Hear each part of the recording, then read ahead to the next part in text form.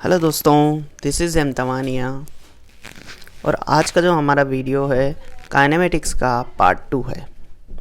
Kinematics का part first देखने के लिए आप डिस्क्रिप्शन बॉक्स में जा सकते हैं और काइनेमेटिक्स का पार्ट फर्स्ट देख सकते हो।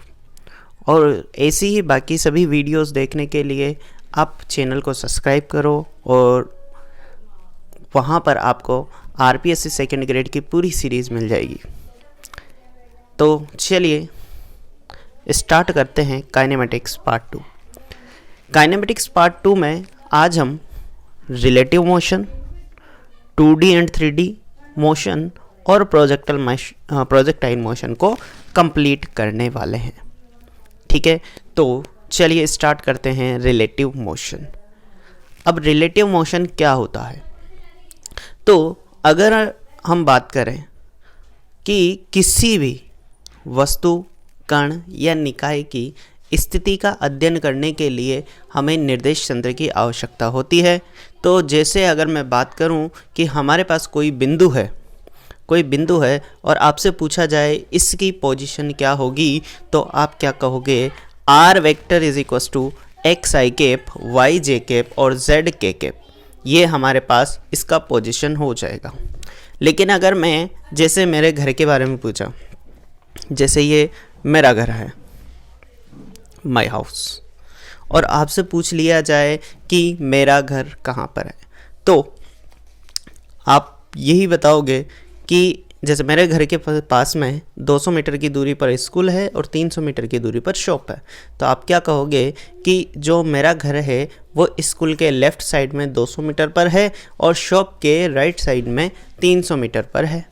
तो अगर मैं मेरे घर की पोजीशन बताऊं किसके रेस्पेक्ट में, स्कूल के रेस्पेक्ट में, तो वो लेफ़्ट साइड पर है, और शॉप के रेस्पेक्ट में बताऊं तो वो राइट साइड पर है। तो यहाँ पर हम क्या कहेंगे कि जो घर की स्थिति है वो अलग अलग पोजीशन पर होगी, लेकिन उसके लिए निर्देश तंत्र क्या हो जाएगा? चेंज हो जाएगा। इसी को हम रिलेटिव पोजीशन कहेंगे।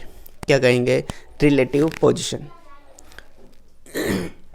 लेकिन अगर मैं बात करूं मोशन की, रिलेटिव मोशन की, तो इसे समझने के लिए हम एक और एग्जांपल लेते हैं। जैसे हमारे पास दो ट्रेन है। पहली ट्रेन है ए। पहली ट्रेन कौन सी है? ए, जिसकी वेलोसिटी कितनी है? वी ए है। फिर मैं दूसरी ट्रेन लेता हूँ जो इसके पैरेलल वाली पटरी पर चल रही है, तो वो हमारे पास ट्रेन नंबर बी, ट्रेन है बी। इसकी जो वेलोसिटी है वो वी बी है। कितनी है? वी बी है। और ये जो बी ट्रेन है वो ए ट्रेन को पीछे से पार करती हुई आगे निकल जाती है। तो अब आपसे पूछा जाता है कि अगर ये बी ट्रेन इस ए ट्रेन को पार करते हुए आगे निकल जाती है, तो बताइए स्पीड किसकी ज़्यादा होगी? तो आप यही कहोगे कि स्पीड बी वाले की ज़्यादा होगी। लेकिन अब आपकी 3 पोजीशंस हो सकती है। पहली पोजीशन, आप बी में हो। किस में? बी में हो। तो बी में आपके रेस्पेक्ट में बाकी सारी चीज़ें चलती हुई प्रतीत होगी, लेकिन आपकी स्थिति वैसी की वैसी रहेगी। आप जहाँ हो वैसे के वैसे ही बाकी सब चलते हुए प्रतीत होंगे। ये वाली जो गाड़ी है ये आपके पीछे की तरफ जाती हुई नज़र आएगी कि ये इस डायरेक्शन में जा रही है, और जैसे ये एक कोई आदमी है जो बाहर खड़ा हुआ है तो ये भी पीछे की तरफ जाता हुआ दिखाई देगा। ठीक है, तो यहाँ पर जो इसकी स्पीड होगी वो स्पीड ज़्यादा तो होगी, लेकिन अपोजिट डायरेक्शन में होगी। अब मैं दूसरी पोजीशन ले लेता हूँ, ये वाली। इस वाली पोजीशन से अगर मैं देखता हूँ तो इसकी स्पीड मुझे क्या लगेगी? ज़्यादा लगेगी। इसकी स्पीड क्या लगेगी? ज़्यादा लगेगी। और तीसरी पोजीशन में ये ले लेता हूँ कि ये बाहर खड़ा हुआ है। इस टाइम पे इसकी जो स्पीड होगी वो इससे तो ज़्यादा लगेगी, इससे, और इसके रेस्पेक्ट में इसकी स्पीड इससे कम होगी और बी की स्पीड क्या होगी? ज़्यादा होगी। लेकिन अगर मैं यही पूछूं कि इसमें और इस वाली पोजीशन में क्या डिफरेंस है, इसमें और इस वाली पोजीशन में क्या डिफरेंस है, तो आप क्या कहोगे कि इसके रेस्पेक्ट में जब मैं इसको देखता हूँ तो इसकी स्पीड कम होगी as compare to this position.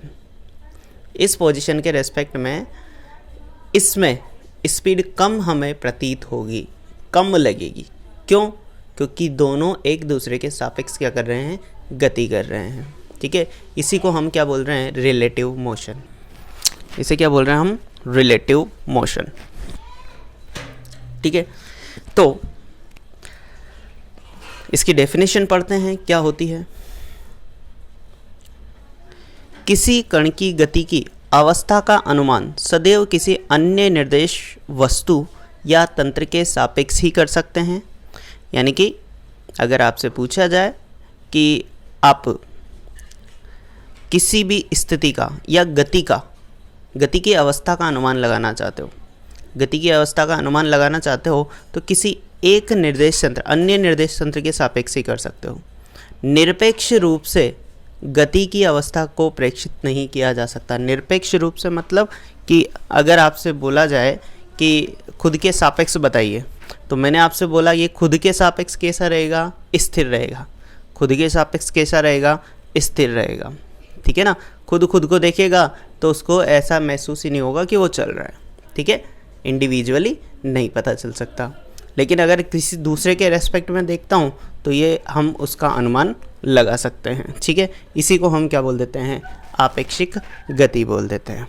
क्या बोल देते हैं, आपेक्षिक गति बोल देते हैं। ठीक है, चलिए अब मैं बात करता हूँ कि हमारे पास एक पॉइंट है P। ठीक है, एक कण है जो कि P पर रखा हुआ है। इस कण की स्थिति का अध्ययन करना चाहते हैं।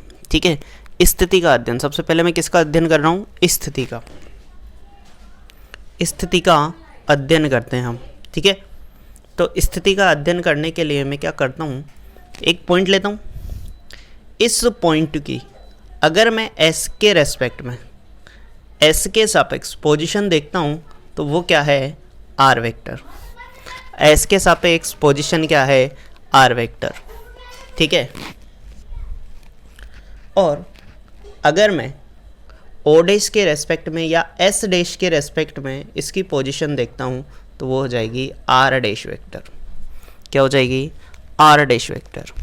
और S डैश निर्देश तंत्र की S के सापेक्ष, X के सापेक्ष स्थिति की बात करूँ तो वो क्या है हमारे पास, R नॉट वेक्टर। क्या होगी, R नॉट वेक्टर। तो अब आपसे ये पूछा जाता है, ये वाली नॉन है और ये वाली नॉन है, तो आपसे पूछ लिया जाएगा कि S डैश के रेस्पेक्ट में इसकी पोजीशन क्या है। ठीक है, तो आपने वेक्टर का ट्रायंगल रूल पढ़ा हुआ है। ठीक है, तो वो वेक्टर का ट्रायंगल रूल हमने वेक्टर वाले चैप्टर में पढ़ चुके हैं और कंप्लीट भी कर चुके हैं, तो आप लोगों को आता होगा। ठीक है, नहीं आता है तो उस वीडियो को ज़रूर देख ले। वेक्टर नाम से आपके टॉपिक होगा, वीडियो बना हुआ है, उसको आप ज़रूर देखें। ठीक है, चलिए तो अब मैं इसमें वेक्टर लॉ लगा लेता हूँ। तो वेक्टर लॉ क्या होता है, अगर आपके कोई भी एक वेक्टर दूसरे वेक्टर के डायरेक्शन में, यानी कि एक ही डायरेक्शन में किसी ट्रायंगल की दो भुजाओं को प्रदर्शित करता है, तो इन दोनों का जो परिणामी होगा इनके विपरीत क्रम में त्रिभुज की तीसरी भुजा होगी। ठीक है, तो मेरे पास एक तो ये वाला वेक्टर हो गया, फर्स्ट वेक्टर। सेकंड हमारा ये वाला वेक्टर हो गया। तो ये एक ही दिशा में है, क्रम से है, तो मैं क्या कहूँगा, R not vector plus R dash vector. इन दोनों का जो रिजल्टेंट होगा वो क्या हो जाएगा, R वेक्टर हो जाएगा। क्या हो जाएगा, R वेक्टर। तो अब मैं आपसे पूछूं तो R डैश कितना होगा, तो हमारे पास क्या हो जाएगा, R vector minus R note. क्या हो जाएगा, R dash vector minus R note. This is the position of P। Position of P किसके रेस्पेक्ट में है ये, तो ये S डैश के रेस्पेक्ट में है। किसके रेस्पेक्ट में है, S डैश के रेस्पेक्ट में आपके बिंदु P का स्थिति सदिश है।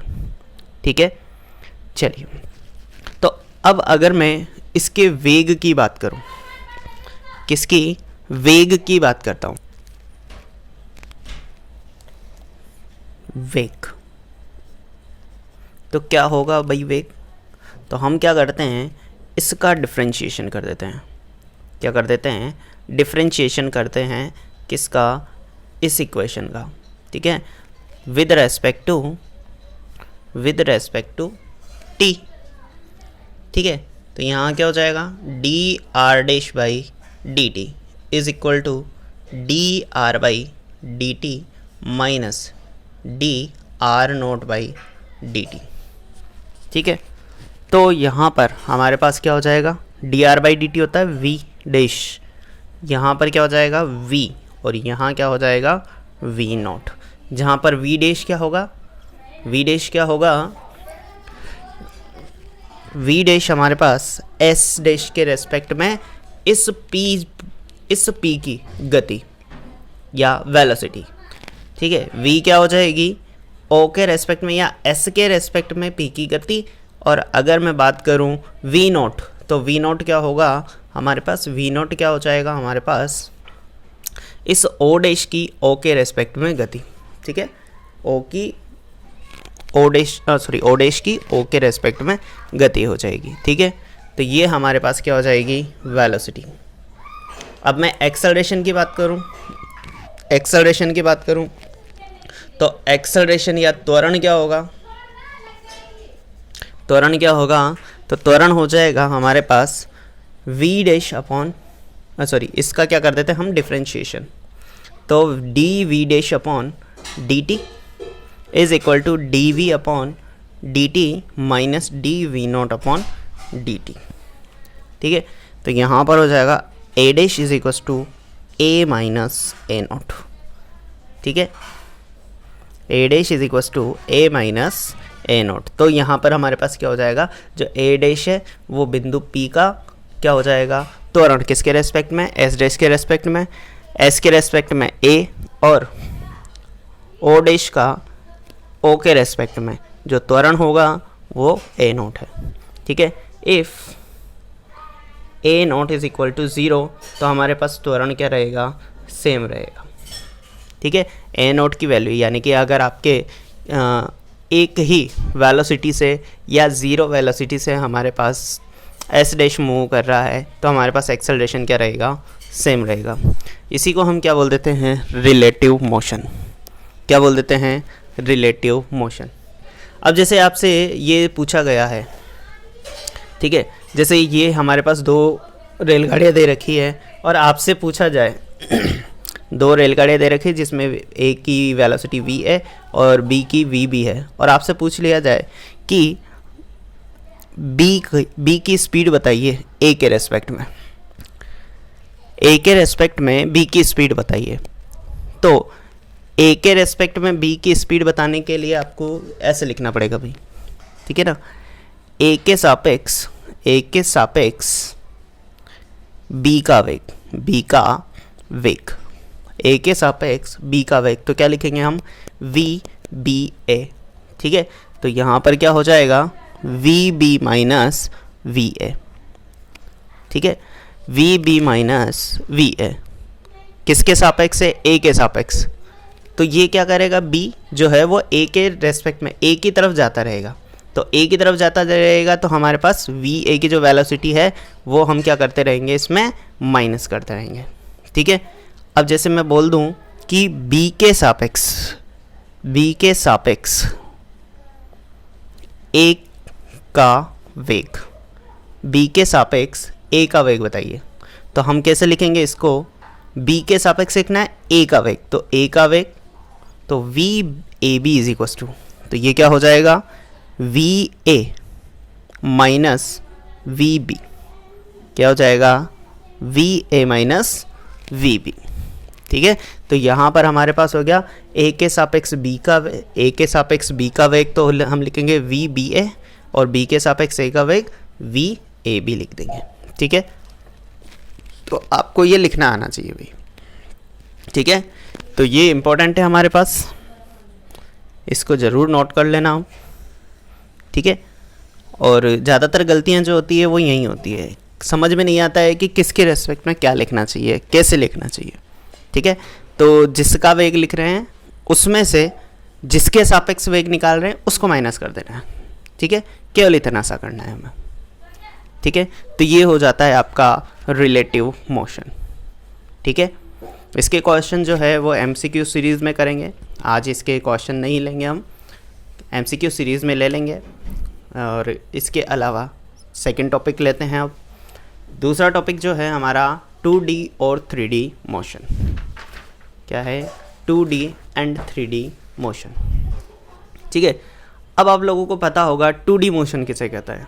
तो 2D मोशन जिसमें हमारे पास कण समतल में गति करता है, कहाँ गति करता है, समतल में गति करता है, उसे हम क्या बोल देते हैं 2D मोशन। और इसके जो एग्जाम्पल है वो है प्रक्षेप्य गति, प्रक्षेप्य गति और वृत्तीय गति, ठीक है, वृत्तीय गति, ये इसके एग्जाम्पल हो जाते हैं, ठीक है। दूसरा हमारे पास 3D मोशन, अगर 3 दिशाओं में x, y, z 3 दिशाओं में गति करता है तो ये क्या कहलाती है 3D मोशन कहलाती है। और 3D मोशन क्या होगी, तो जैसे उड़ते पक्षी की गति, पक्षी की गति, ठीक है, वायुयान की गति या एरोप्लेन की गति, वायुयान की गति हो गई, ठीक है।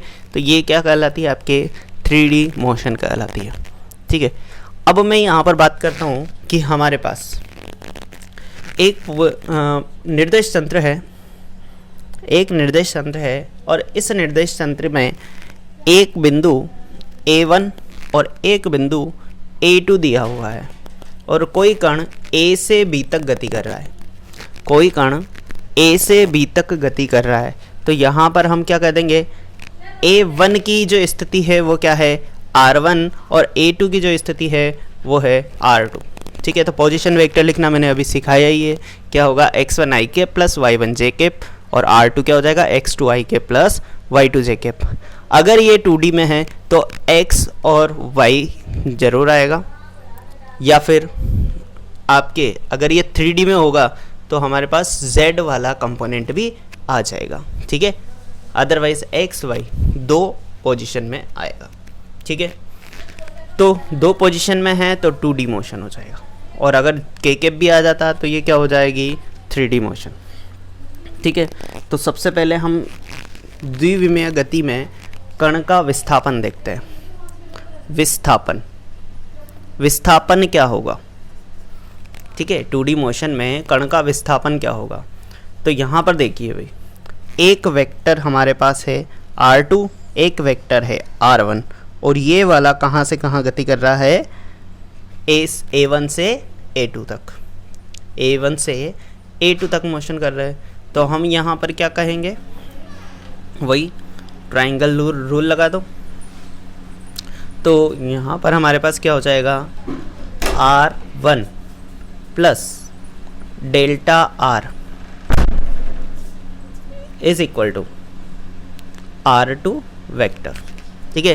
तो R2 is equal to R1 plus delta R, ठीक है।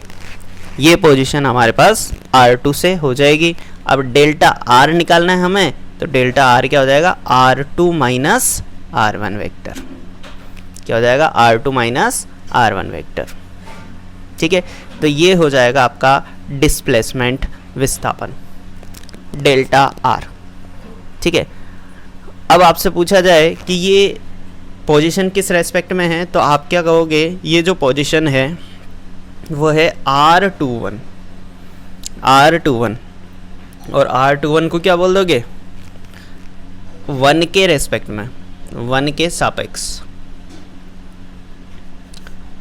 2 का स्थिति सदिश, ठीक है, स्थिति सदिश, या फिर आप क्या बोल दोगे डिस्प्लेसमेंट, ठीक है ना। R21 लिखा हुआ है तो ये क्या हो जाएगी 1 के सापेक्ष 2 का स्थिति सदिश, और अगर ऐसे बात करें तो A1 से लेके A2 तक इसका क्या हो जाएगा, ये विस्थापन हो जाएगा, ठीक है। इसके बाद बात करते हैं कि अगर ये हमारे पास पोजीशन है और इस पोजीशन में जो टाइम लगा है वो हमारे पास टाइम, एक सेकेंड, टाइम नहीं, इससे पहले हम R2 और R1 की वैल्यू रख देते हैं।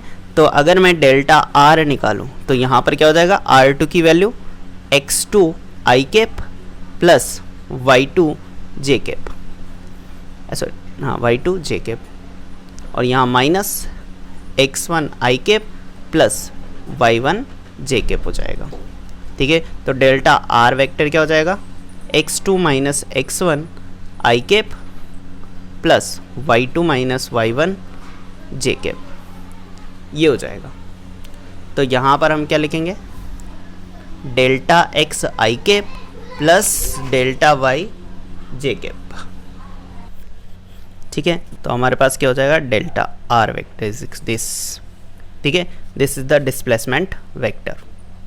ठीक है, इसका अगर मैं मॉड निकालूं तो रिजल्टेंट निकालने के लिए मैं क्या कर दूंगा, डेल्टा x का स्क्वायर डेल्टा y का स्क्वायर और रूट निकाल दूंगा, तो हमारे पास डिस्प्लेसमेंट मतलब डिस्प्लेसमेंट आ जाएगा। ठीक है ना, मैग्नीट्यूड ऑफ डिस्प्लेसमेंट। और अगर वेक्टर निकालना है तो क्या हो जाएगा, डिस्प्लेसमेंट वेक्टर और ये मैग्नीट्यूड ऑफ डिस्प्लेसमेंट। ठीक है, तो ये हो जाएंगे दोनों। अगर मेरे को वेलोसिटी निकालना है, क्या निकालना है, वेलोसिटी, तो मैं क्या करूँगा, एक इक्वेशन है इसमें डेल्टा टी से डिवाइड कर दूंगा, डिवाइडेड बाय डेल्टा टी। ठीक है, क्या जाएगा, डेल्टा टी, तो delta T delta X by delta T I cap delta Y by delta T J cap. तो यहाँ पर क्या हो जाएगा, delta X by delta T, ये हो जाएगा V x I cap average velocity, V Y J cap average velocity, और डेल्टा वी ये भी हमारे पास क्या हो जाएगी, एवरेज वेलोसिटी। ठीक है, तो यहाँ पर हम क्या बोल सकते हैं, delta v bar is equals to we x bar का स्क्वायर वी वाई बार का स्क्वायर और रूट कर दिया। ठीक है, तो ये रिजल्टेंट औसत वेलोसिटी या औसत वेग हो जाएगा। ठीक है ना, एवरेज वेलोसिटी। ठीक है, और ये जो हमारे पास है ये एवरेज वेलोसिटी का मैग्नीट्यूड हो जाएगा। ठीक है, अब अगर आपसे पूछ लिया जाए इंस्टेंट का बताओ, इंस्टेंट, ठीक है, तात्क्षणिक वेग बताओ, तो तात्क्षणिक वेग में कुछ अंतर नहीं है, केवल आपको क्या लगा देना है, इसमें लिमिट लगा देनी है। क्या लगा देनी है, लिमिट लगा देनी है, और सेम रिजल्ट आ जाएगा, और हमारे पास क्या हो जाएगा, इंस्टेंटेनियस का V X square plus V Y square हो जाएगा, कुछ अलग नहीं है। ठीक है, इसके अलावा अगर आपसे पूछ लिया जाए कि वी एक्स और वी वाई क्या है, तो वी एक्स और वी वाई क्या है। अब जैसे मैं बात करूं कि हमारे पास कोई कण ऐसे गति कर रहा है, ठीक है, ऐसे गति कर रहा है, और ये v वेलोसिटी है, इसकी क्या है, v वेलोसिटी है। ठीक है, अब v वेलोसिटी है तो ये किसी एंगल पर गति कर रहा है x और ये y, तो इसका इधर पोजीशन वेक्टर क्या हो जाएगा, v cos थीटा, या घटक क्या हो जाएगा, v cos थीटा, इधर की तरफ क्या हो जाएगा, v sin थीटा। तो अगर मैं इसको स्क्वायर करके ऐड करता हूँ तो हमारे पास क्या आ जाएगा, v आ जाएगा। ठीक है, तो इसके दो घटक होंगे, एक तो क्षैतिज घटक जो कि v cos थीटा है, और ऊर्ध्वाधर घटक v sin थीटा, ये हम पहले पढ़ चुके हैं। ठीक है, इसके अलावा अगर आपसे पूछ लिया जाए what is the acceleration, acceleration क्या होगा, तो हमारे पास जो वेलोसिटी आई है वो वेलोसिटी क्या होगी, v is equals to we x I cap V Y J cap होगी। ठीक है, तो अगर मैं डेल्टा v निकालूं तो क्या हो जाएगा, delta V x I cap delta V Y J cap.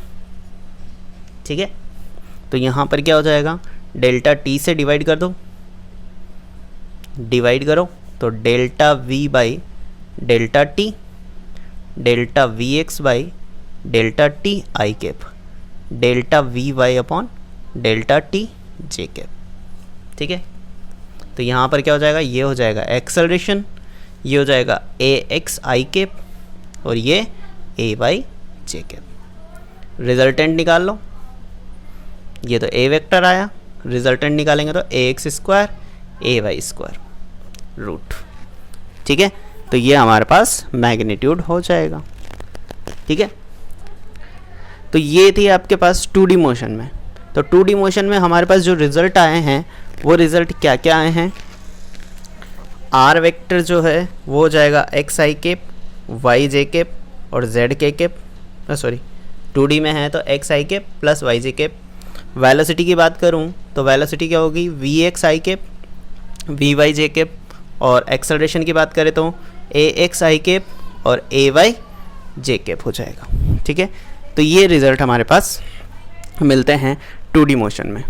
अगर इसी चीज़ को हम 3D मोशन में लिखना चाहें तो 3D मोशन में क्या हो जाएगा, इन 3D मोशन।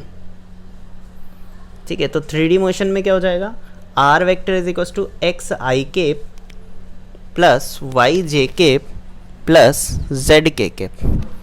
वेलोसिटी की बात करें तो v x i cap v Y j cap और वी जेड के केप। और एक्सेलरेशन क्या रहेगा, a x i cap a y j cap और ए जेड के केप हो जाएगा। ठीक है, तो ये हो जाएगी आपके 3D मोशन। तो ये हो जाती है आपके 2D और 3D मोशन। अब हमारे पास 2D जो मोशन का एक टॉपिक है प्रक्षेप्य गति। ठीक है, इसका आप बोल सकते हो कि 2D मोशन का एक एग्जाम्पल है प्रक्षेप्य गति। इसकी बात करते हैं। तो प्रक्षेप्य गति क्या होती है, प्रोजेक्टाइल मोशन, प्रक्षेप्य गति या प्रोजेक्टाइल मोशन।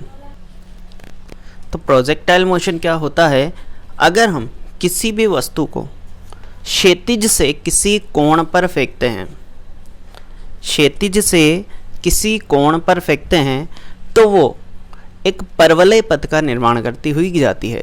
जैसे मैंने यहाँ से किसी एंगल पर, जैसे थीटा एंगल पर मैंने किसी पत्थर को फेंका, ठीक है, या किसी वस्तु को फेंका, तो ये क्या होगी, ये यहाँ से कुछ इस टाइप से मोशन करेगी और गुरुत्वाकर्षण की वजह से ये मैक्सिमम पे पहुँच के वापस पृथ्वी पर आएगी। ठीक है ना, जिससे हमने फेंका है उसी समतल में आ जाएगी। तो यहाँ पर जैसे मैंने यहाँ पर u वेलोसिटी से फेंका और थीटा एंगल के साथ, तो ये एक परवलय पथ का निर्माण करते हुए वापस उसी पॉइंट, मतलब कि उसी तल पर आ जाएगी। ठीक है, तो यहाँ पर ये जो मोशन कहलाती है, ये कहलाती है आपके प्रोजेक्टाइल मोशन। क्या कहलाती है, प्रोजेक्टाइल मोशन कहलाती है। ठीक है, तो अब अगर बात करें हम प्रोजेक्टाइल मोशन के, प्रोजेक्टाइल मोशन से रिलेटेड, तो हम ये कंसीडर करते हैं कि हमने यहाँ से ये थीटा एंगल पर u वेलोसिटी से फेंका है, और u वेलोसिटी से फेंका है तो इसका जो हॉरिजॉन्टल कंपोनेंट है, हॉरिजॉन्टल कंपोनेंट है वो कितना हो जाएगा, इसका u cos थीटा। कितना हो जाएगा, u cos थीटा। अगर आपसे पूछा जाए इसका वर्टिकल कंपोनेंट क्या होगा, तो वर्टिकल कंपोनेंट क्या हो जाएगा, u sin थीटा। ठीक है, तो आपके पास दो कंपोनेंट्स आ गए, x component of u, velocity का x कंपोनेंट क्या होगा, u cos थीटा, जिसको हम क्या बोलेंगे, हॉरिजॉन्टल, हॉरिजॉन्टल। ठीक है ना, क्षैतिज कंपोनेंट। अगर आपसे पूछा जाए y कंपोनेंट ऑफ u, तो वो क्या हो जाएगा, u sin theta which is vertical component. क्या होगा, वर्टिकल कंपोनेंट। ठीक है, तो horizontal component u cos theta and vertical component क्या हो जाएगा आपके पास, u sin थीटा। ठीक है, अब आपसे पूछ लिया जाए कि हॉरिजॉन्टल में एक्सेलरेशन क्या होगा। अच्छा, यहाँ पर जो ये मोशन करेगा वो कैसी मोशन करेगा, एक्सेलरेटेड मोशन करेगा, और एक्सेलरेटेड मोशन जो होगी वो कुछ इस टाइप से होगी जिसमें हमारे पास एक्सेलरेशन की वैल्यू चेंज नहीं हो रही है। ठीक है ना, एक्सेलरेशन चेंज नहीं हो रहा है। ठीक है, तो यहाँ पर गति के समय करने लग सकती है, नो चेंज इन एक्सेलरेशन, एक समान त्वरित गति है ये। ठीक है। तो यहाँ पर एक्सेलरेशन के भी दो कंपोनेंट होंगे, एक तो होगा हॉरिजॉन्टल कंपोनेंट और एक होगा वर्टिकल, ठीक है। तो अगर आपसे पूछा जाए हॉरिजॉन्टल कंपोनेंट क्या होगा, हॉरिजॉन्टल कंपोनेंट, तो हॉरिजॉन्टल का मतलब तो क्या है, इस डायरेक्शन में। एक्सेलरेशन हमारे पास, एक्सेलरेशन होता क्या है, जो वेलोसिटी है इसमें हमारे पास जो बैरियर है या चेंज इन वेलोसिटी ही क्या है आपके पास, एक्सेलरेशन है। तो अगर आपसे पूछा जाए हॉरिजॉन्टल में क्या चेंज हो रहा है, तो कुछ चेंज हो रहा है क्या, नहीं हो रहा है बिल्कुल भी, इसमें किसी भी टाइप का कोई एक्सेलरेशन नहीं लगता है। तो अगर आपसे पूछ लिया जाए कि what is the horizontal acceleration, तो ए एक्स हमारे पास क्या रहेगा, 0, क्योंकि हॉरिजॉन्टल में हमारे पास किसी भी टाइप का कोई भी एक्सेलरेशन नहीं लग रहा है। अब आपसे पूछ लिया जाए वर्टिकल क्या होगा, ठीक है, वर्टिकल क्या होगा, तो वर्टिकल में हमारे पास ऊपर से नीचे की तरफ ग्रेविटेशनल एक्सेलरेशन लग रहा है। कौन सा लग रहा है, ग्रेविटेशनल एक्सेलरेशन। तो ए वाई की वैल्यू क्या हो जाए, ए वाई की वैल्यू क्या हो जाएगी, माइनस जी हो जाएगी। क्या हो जाएगी, माइनस जी, क्योंकि ये नीचे की तरफ लग रहा है, हमने जस्ट इसके अपोजिट ऊपर की तरफ फेंका है। तो नीचे से ऊपर फेंकने पर हमारे पास जो ग्रेविटेशनल एक्सेलरेशन लगता है वो क्या लगता है, माइनस जी लगता है। तो यहाँ पर ग्रेविटेशनल एक्सेलरेशन क्या हो जाएगा, माइनस जी। अब देखो यहाँ पर जो जी की वैल्यू है वो फिक्स है, तो यहाँ पर एक्सेलरेशन क्या हो जाएगा, फिक्स हो जाएगा, यानी कि हमारे पास कांस्टेंट रहेगा, ठीक है। अब हम आगे बात करें, मैं बात करता हूँ कि यहाँ पर मैं एक पॉइंट ले लेता हूँ P, यहाँ पर क्या ले लेता हूँ, P पॉइंट ले लेता हूँ। अब इस P पॉइंट के जो निर्देश तंत्र होंगे वो x, y, t मान लेता हूँ, ठीक है। तो अगर मैं हॉरिजॉन्टल में बात करूँ, यहाँ पर बात करूँ, तो ये कितना हो जाएगा हमारे पास, ये हो जाएगा हमारे पास x और ये वाला हो जाएगा y। क्या हो जाएगा, x और y। अब आपसे पूछ लिया जाए कि t टाइम में इसकी पोजीशन अगर p हो जाती है, t टाइम में इसकी पोजीशन p हो जाती है, तो इसकी हॉरिजॉन्टल और वर्टिकल डिस्टेंस बताइए, हॉरिजॉन्टल और वर्टिकल डिस्टेंस बताइए, किस पॉइंट पर, p पॉइंट पर, किस समय, t समय पे, ठीक है। तो t टाइम पर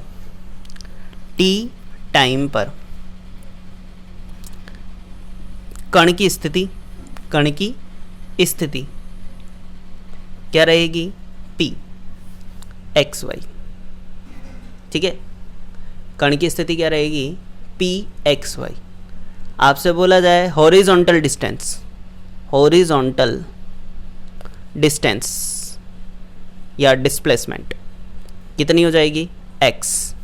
और वर्टिकल, इसमें ये वाली चीज़ बहुत इंपॉर्टेंट है भाई, इसमें वर्टिकल और ये हॉरिजॉन्टल, ये चीज़ें बहुत आने वाली है, हॉरिजॉन्टल और वर्टिकल चीज़ें बहुत आने वाली है, इसलिए इन चीज़ों को ढंग से समझना है अपन को, ठीक है।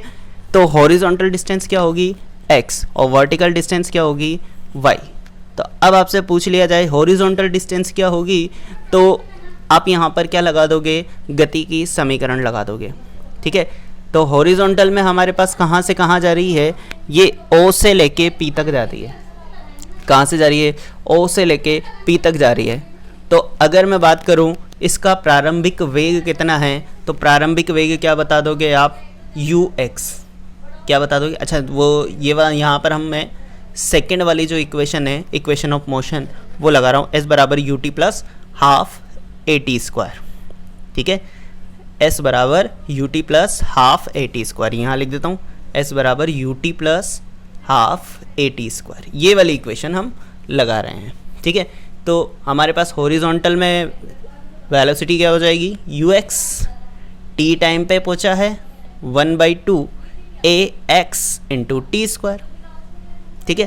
तो मैं यहाँ पे लिख देता हूँ x बराबर uxt plus half axt square, ठीक है। तो t टाइम बाद इसकी स्थिति क्या होगी, x बराबर, अब आपको पता होगा कि जो हॉरिजॉन्टल में है वो एक्सेलरेशन क्या है, 0, एक्सेलरेशन क्या है, 0। ये जो चीज़ें लिख रहा हूँ ना मैं, ये बताने का रीज़न ये है कि इसमें ये वाली चीज़ें बहुत इंपॉर्टेंट है। अगर आपको ये वाली चीज़ें समझ में आ गई ना, तो इसका कोई सा भी क्वेश्चन हो आप बड़ी आसानी से कर दोगे। और अगर मैं डायरेक्ट फार्मूलाज बताता, फार्मूलाज भी बताऊंगा, क्योंकि यहाँ पर इम्पोर्टेंट चीज़ें यही है। हॉरिजॉन्टल कंपोनेंट क्या होगा, वर्टिकल कंपोनेंट क्या होगा, एक्सेलरेशन हमारे पास किस पोजीशन पे आएगी, तो ये क्या है, क्वेश्चन बनाते हैं। ठीक है, इसलिए मैं इसको थोड़ा सा डिटेल में ले रहा हूँ। ठीक है, और इसमें से क्वेश्चन ज़रूर आता है। तो आपको पता ही है कि यहाँ पर जो हमारे पास हॉरिजॉन्टल एक्सेलरेशन है वो क्या रहेगा, 0 रहेगा। तो यहाँ पर x की वैल्यू क्या आ जाएगी, ux की वैल्यू क्या है हमारे पास, ux, x component ux, y component ux की वैल्यू क्या हो जाएगी, u cos थीटा। तो हमारे पास एक इम्पॉर्टेंट फॉर्मूला आ जाता है u cos theta into T. ठीक है, एक ये वाला फॉर्मूला आ जाएगा, और ये क्वेश्चन में कई बार पूछ लिया जाता है। ठीक है, अगर आपसे पूछ लिया जाए y कंपोनेंट क्या होगा टी टाइम बाद, तो U Y into T plus half A Y into T square. ठीक है, तो अब आपसे ये पूछ लिया जाए, अब बताइए क्या होगा। तो y बराबर यू वाई की वैल्यू तो हमें पता है क्या होता है, U Y is equal to U sine theta, और t यहाँ पर आ जाएगा -1/2 या +1/2, ए वाई की वैल्यू -g, और यहाँ पे t की वैल्यू, तो t की वैल्यू इक्वेशन 1 से, तो t बराबर क्या हो जाएगा, x upon u cos theta. ठीक है, क्या हो जाएगा, x upon u cos theta. तो y इज इक्वल टू क्या हो जाएगा, u sine theta into t की value x upon u cos theta. ठीक है, यहाँ पे आ जाएगा -1/2 g x upon u cos theta square. ठीक है, u sine theta upon u cos theta, तो u से तो u cancel out, sine theta upon cos theta क्या होता है, tan theta into X -1/2 G X square upon you square cos square theta. ठीक है, ये हो जाएगा हमारे पास y। ठीक है, लेट मैं टेन थीटा को मान लेता हूँ a, और जो हमारा ये वाला पार्ट है 1/2 g upon you square cos square theta, इसको मैं b मान लेता हूँ। तो यहाँ पर क्या आ जाएगी equation, y is equal to A X minus B X square, ये वाला हो जाएगा। और ये हमारे पास किसकी समीकरण है, परवलय की। ठीक है, किसकी इक्वेशन है, परवलय की समीकरण। तो हम क्या कहेंगे, अगर बात करें हम प्रक्षेप्य की, तो प्रक्षेप्य का जो पथ होगा वो कैसा पथ होगा, परवलय। कैसा पथ होगा, परवलय पथ होगा। ठीक है, तो ये वाली जो इक्वेशन है, ये भी इक्वेशन कई बार पूछी जा चुकी है। आपसे डायरेक्ट क्वेश्चन पूछ लिया जाता है, y is equal to tan theta X minus half G X square upon you square cos theta. ठीक है, आपसे पूछ लिया जाए कि u वेलोसिटी से कोई कण थीटा एंगल पर गति कर रहा है, तो इसका परवलय पथ होगा। ठीक है, और इक्वेशन में ये इक्वेशन दे दी जाती है, इसके कुछ चीज़ें चेंज कर देते हैं और आपसे पूछ लिया जाता है। तो ये इम्पोर्टेंट है भाई। ठीक है, तो ये वाला क्वेश्चन पूछा जा चुका है, आपको ये वाली इक्वेशन याद रखनी है, और इसके ये वाले जो स्टार्टिंग के पॉइंट्स हैं ये ज़रूर याद रख लेना है।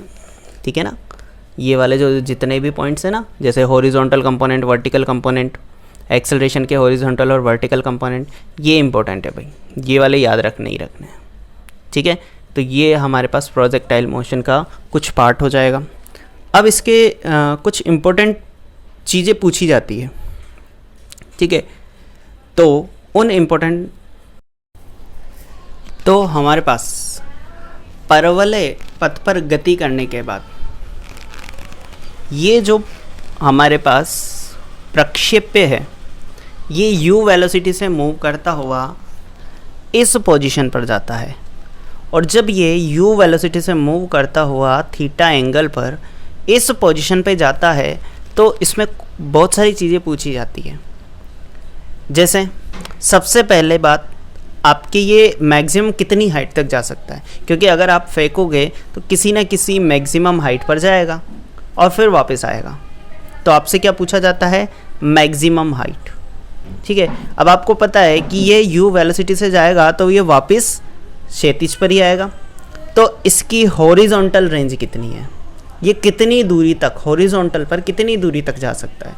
दूसरी चीज़ ये पूछी जा सकती है।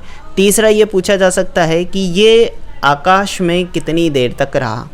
तीसरा क्या पूछा जा सकता है, आकाश में कितनी देर तक रहा। तो अगर आपसे ये पूछा जाए कि प्रक्षेप्य पथ का उड्डयन काल किसे कहते हैं, तो हॉरिजॉन्टल में प्रारंभिक और अंतिम बिंदु अगर हॉरिजॉन्टल पर है तो इसकी क्षैतिज पर उड्डयन काल वही कहलाएगा जितनी देर तक ये हवा में रहा।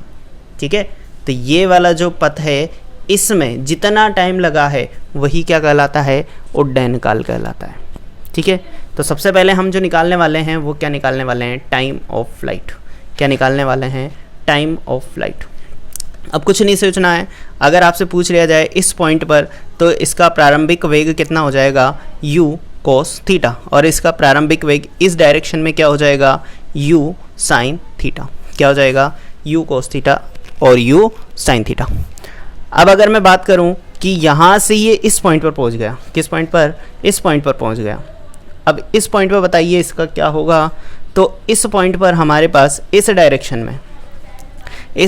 में तो वेलोसिटी क्या रहेगी।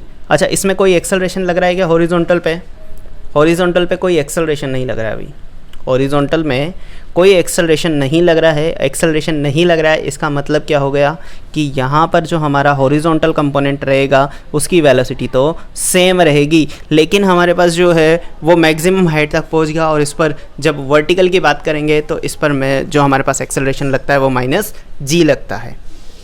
कितना लगता है, -g। तो ऊपर वाला जो कंपोनेंट होगा वो हो जाएगा आपका 0। u साइन थीटा की वैल्यू क्या रहेगी, 0 रहेगी। ठीक है ना, तो इस वाले कंपोनेंट की हम बात नहीं करेंगे, यानी कि मैक्सिमम हाइट पर जो हमारा वर्टिकल कंपोनेंट होगा वो क्या हो जाएगा, 0। क्या हो जाएगा, 0।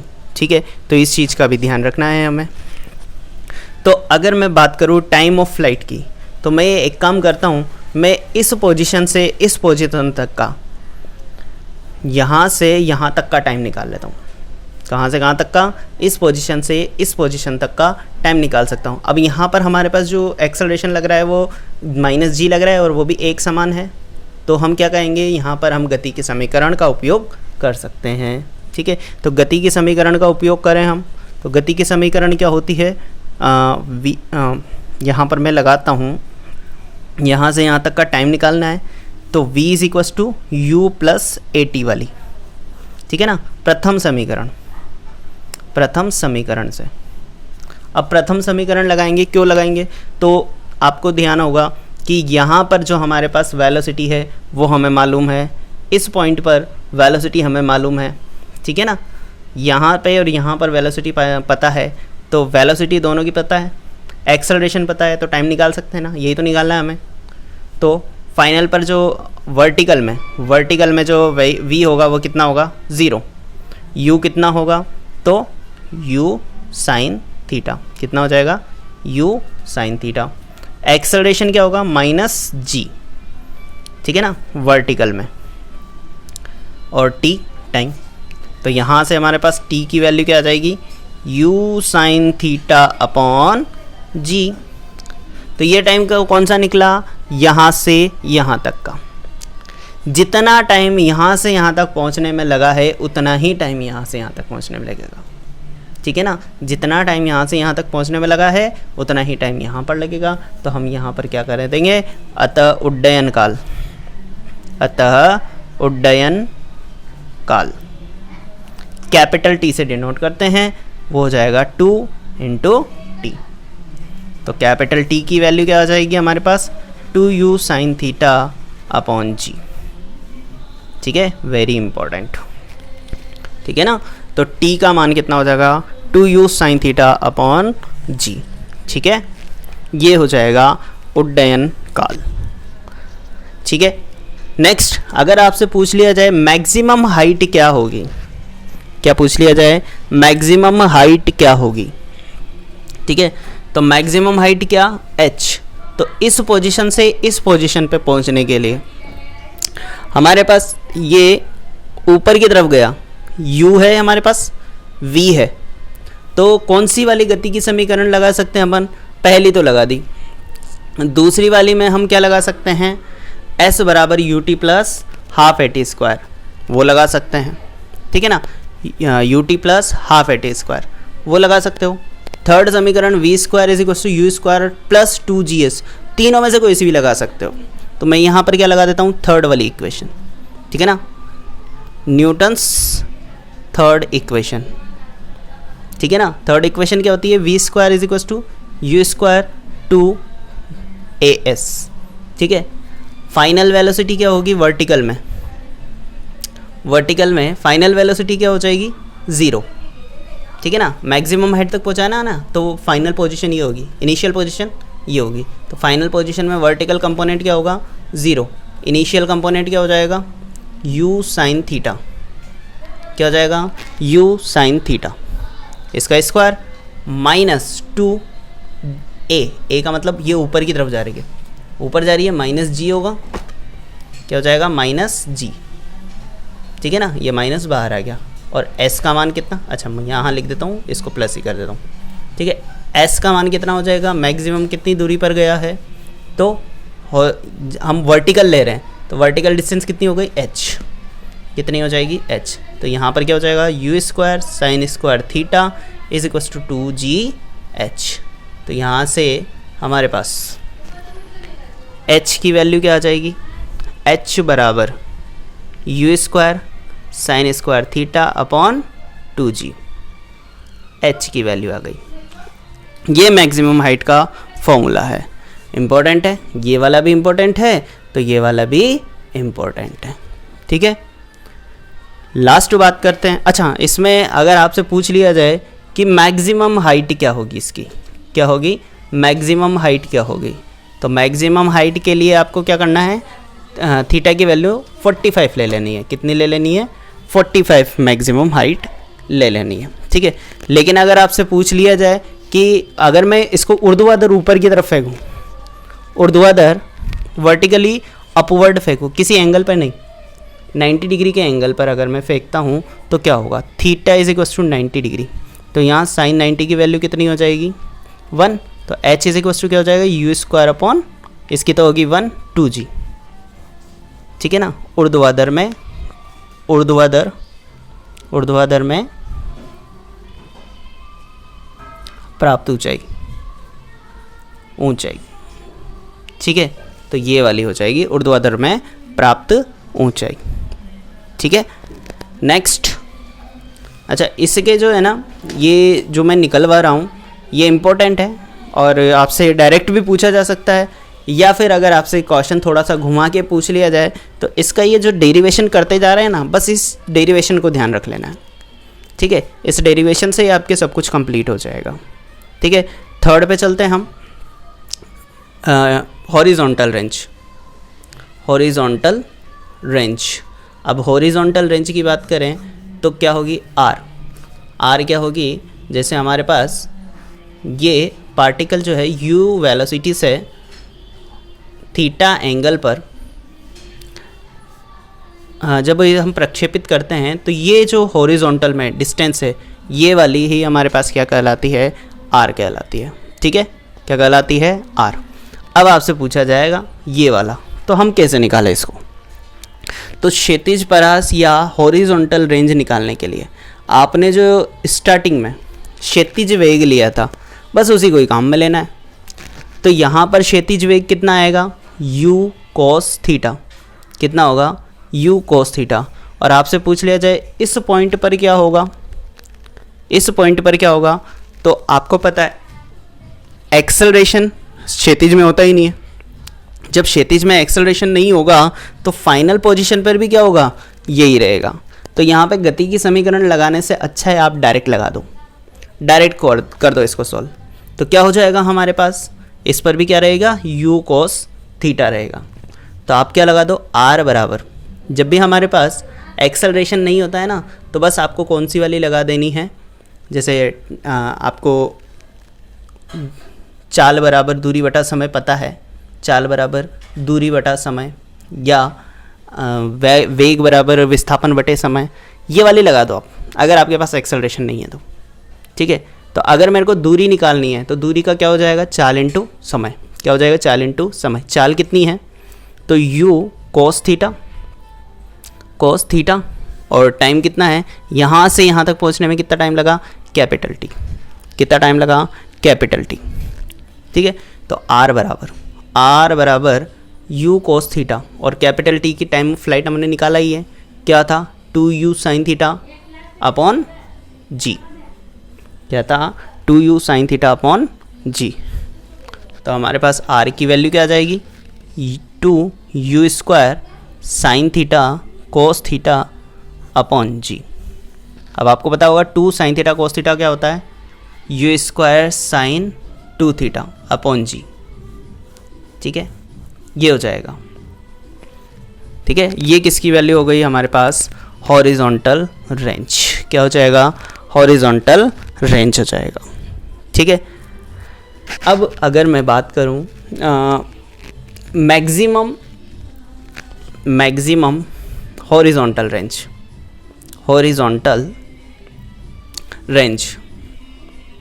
तो मैक्सिमम हॉरिजॉन्टल रेंज के लिए साइन थीटा क्या होना चाहिए, साइन 2 थीटा की वैल्यू क्या होनी चाहिए, 1 होनी चाहिए। ठीक है, और साइन 2 थीटा की वैल्यू 1 तो कब होती है, साइन 90 पर। तो 2 थीटा बराबर कितना, 90 डिग्री, और थीटा बराबर कितना हो जाएगा, 45 डिग्री। तो हम क्या कहेंगे, यहाँ पर 45 डिग्री पर r की वैल्यू क्या हो जाएगी, मैक्सिमम हो जाएगी, और r मैक्सिमम हमारे पास क्या आ जाएगा, u स्क्वायर अपॉन g। ठीक है ना, r मैक्सिमम क्या हो जाएगा, u स्क्वायर अपॉन g हो जाएगा। ठीक है, ये हमारे पास मैक्सिमम हॉरिजॉन्टल रेंज हो जाएगी। ठीक है, तो अब आपको ये ध्यान रखना है, अगर आपको मैक्सिमम हाइट चाहिए हो, या फिर प्रक्षेप की बात कर रहा हूँ, मैक्सिमम हाइट चाहिए हो या रेंज चाहिए, हॉरिजॉन्टल रेंज चाहिए हो, ठीक है ना, प्रक्षेप में, तो आपको क्या करना है, थीटा की वैल्यू 45 डिग्री ले लेनी है। ठीक है, अब अगर मैं बात करूं कि मैंने यहाँ पर थीटा को 90 माइनस थीटा ले लिया। ठीक है ना, थीटा को मैं क्या ले लेता हूँ, 90 माइनस थीटा ले लेता हूँ, तो क्या होगा भाई, तो r बराबर u square sine 2 90 minus theta, तो g हमारे पास क्या हो जाएगा, u square sine 180 minus 2 theta upon g। तो r की वैल्यू क्या हो जाएगी, ये 90 माइनस थीटा पर है, ये जो है हमारे पास वो था थीटा पर, ये किस पर था, थीटा पर। तो यहाँ पर क्या हो जाएगा, u square 90 minus theta sine 2 theta upon g। तो हम क्या कहेंगे, यहाँ पर जो r थीटा की वैल्यू है वो क्या है, u square sine 2 theta upon g। 90 minus theta पर क्या है, वो भी सेम आ रहा है, तो आप क्या कहोगे, r is equals to r 90 minus theta. ठीक है, r theta is equals to r 90 minus theta. ठीक है, तो हॉरिजॉन्टल रेंज ये हो जाएगी। तो आप यहाँ पर क्या कहोगे कि अगर आपके 30 डिग्री पर रेंज निकालोगे r30 पर, तो वो रेंज वही होगी जो 60 डिग्री पर उस वेलोसिटी से फेंका गया है। जैसे मैं बोल दूं कि u वेलोसिटी से 30 डिग्री के एंगल पर आपने किसी को भी प्रक्षेप किया, ठीक है ना, किसी भी कण को फेंका और एक 60 डिग्री पर उसी वेग से फेंका, तो बताइए हॉरिजॉन्टल रेंज क्या क्या होगी, किसकी ज़्यादा होगी, किसकी कम होगी। तो उस टाइम पे आप यही कहोगे कि दोनों की हॉरिजॉन्टल रेंज क्या होगी, सेम रहेगी। ठीक है ना, क्यों, क्योंकि ये 90 माइनस 30 क्या होता है, 60 होता है, और या फिर 90 माइनस 60 क्या होता है, 30 होता है। तो ये हमारे पास सेम रहेगी। ठीक है, तो ये इसका बहुत ही इम्पोर्टेंट पॉइंट हो जाता है। आई होप आप लोगों को ये तीनों पॉइंट समझ में आए होंगे, ठीक है। अगर इसमें कोई दिक्कत हो तो मेरे को कमेंट में ज़रूर करें, ठीक है। अब जो हैं इसके कुछ क्वेश्चंस लेंगे हम प्रक्षेपे के, तो इसको मैं नेक्स्ट वीडियो में ले लूँगा, प्रक्षेपे के कुछ क्वेश्चन, जिससे ये जो प्रक्षेप वाला टॉपिक है बिल्कुल एकदम क्लियर हो जाएगा। इसमें कहीं से भी कोई सा भी क्वेश्चन आ जाए आपका गलत नहीं होना चाहिए, इसलिए मैं इसमें प्रक्षेपे को कुछ एग्जांपल्स लेके आ रहा हूँ, ठीक है।